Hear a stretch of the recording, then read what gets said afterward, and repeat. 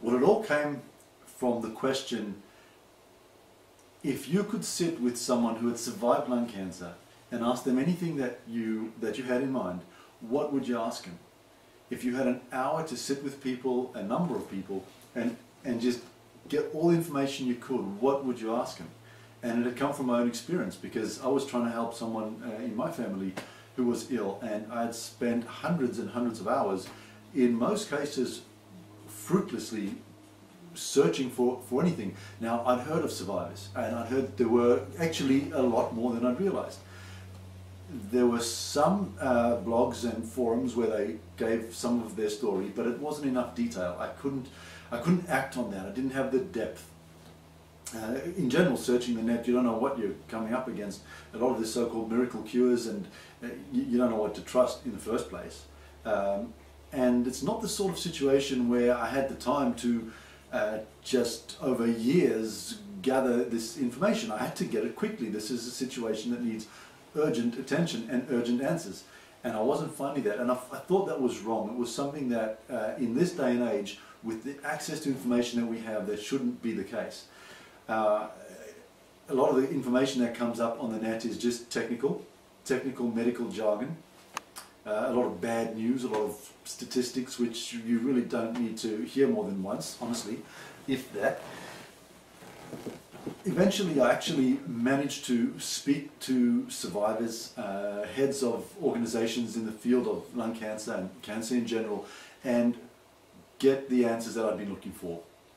One of the first people I contacted was Greg Anderson. He's now the head of Cancer Recovery International, and a phenomenal man. His work is so inspiring. He was diagnosed 24 years ago and given 30 days to live. And he's since gone on to interview hundreds and hundreds of people who have themselves survived cancer of many different sorts.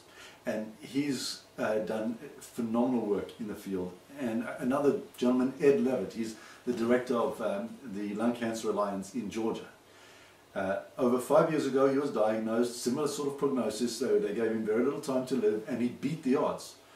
And he wasn't a young man at the time either. He didn't have some of the benefits of maybe youth and vitality at the time, although he's a very vital man. When you speak to him, his energy, his passion is inspiring. But these are people who they're at the cutting edge of lung cancer in the world. Laurie Hope was another lady I spoke to. Laurie is an award-winning documentary writer and very respected in her field. She's written on the subject of cancer. She's been on the Oprah Winfrey Show. So these are not these are not just people who have come out of nowhere. These are respected people who are seen as authorities in the field, and they're in touch with everything that is new and up to date. So there were other people who were interviewed, people at various stages. Dee Alejo was another one, a lady who is at a stage, at stage 2B, sorry, at stage 4B. Now, that's not meant to exist. 4B is beyond what people are meant to be able to survive, and yet she's there, and she talks about how. Rare information, and it took me a long time to find it, but I found it.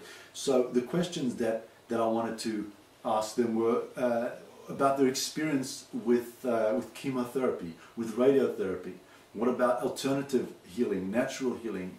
There were other people, other survivors that I spoke to who spoke about a more spiritual approach, the traditional medical approach. What about the emotional side of it? I mean, how do you deal with family and friends and colleagues when you're going through a situation of lung cancer, or any form of cancer for that matter? Now, nothing that they said can be directly projected into someone else's life. Everyone is different, and everyone's circumstances are different. But the information is invaluable. It's at least a place where we can go, and in most cases they're happy to be contacted, and they make their details available. They've committed their lives to furthering this cause and reducing the overall the mystery around this illness, and a lot of the inaccessibility of resources. So what is available through these interviews is obviously the information about what they did and how they did it, involving medication, diet, lifestyle, mental attitude, and a lot of other stuff, but also the resources that they have access to, where the clinical trials are and who to contact about them, what the latest information is, things like which forums on the internet to go to, books to read, all their resources they basically make available. And what it became, it started out as just looking for answers. What it became was like a one-stop shop, like an umbrella under which all these different resources could be accessed. A single entry point for someone who needs information about lung cancer. And don't just take your first piece of advice or information about it. There's constantly new developments and changes, and so many people have actually survived that we can't write off the very real possibility of survival, although I realize it's a serious situation, and I'm not making light of it by any means. And it must be said that nothing here can be directly applied to someone else's life without their own checking with a medical professional, because everyone does have a different situation. But as a single place to go with access to all the resources, I think it's phenomenal. It's great. We need more of this. So I hope this is beneficial to you in your journey. And any feedback you have, I welcome it. And we're obviously constantly revising the content. It's at mylungcancertreatment.com, all one word, mylungcancertreatment.com. And that's really it. So that was how it came to be and what it became.